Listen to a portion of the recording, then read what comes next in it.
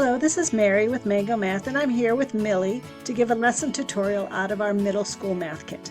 Make sure to hit our subscribe button to keep up to date with all things Mango Math.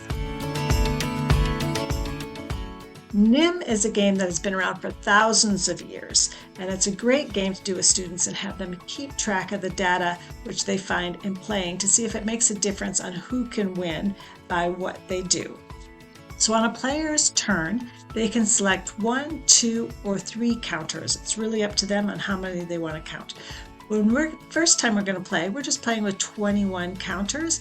Students can also change the amount of counters that they use to see if that makes a difference in the game.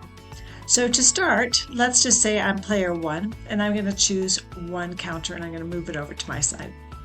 The next player can choose any amount of counters, and let's say they choose 3.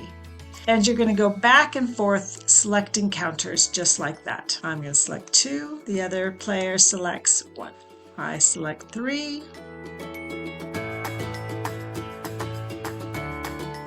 The other player selects 1. I select 2. The other player selects 2. I select 1. The other player selects 2.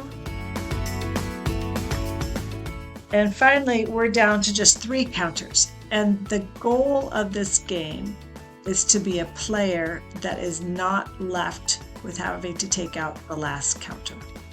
So it's my turn. I'm going to take out these 2, which means that final player has 1 counter left, which they have to remove, and so they lost the game.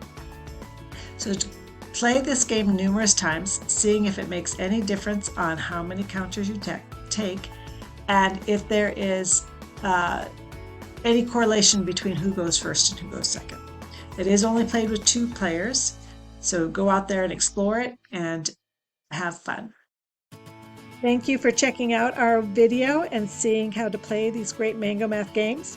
Make sure to hit the subscribe button for more Mango content and check out our website at www.mangomath.com.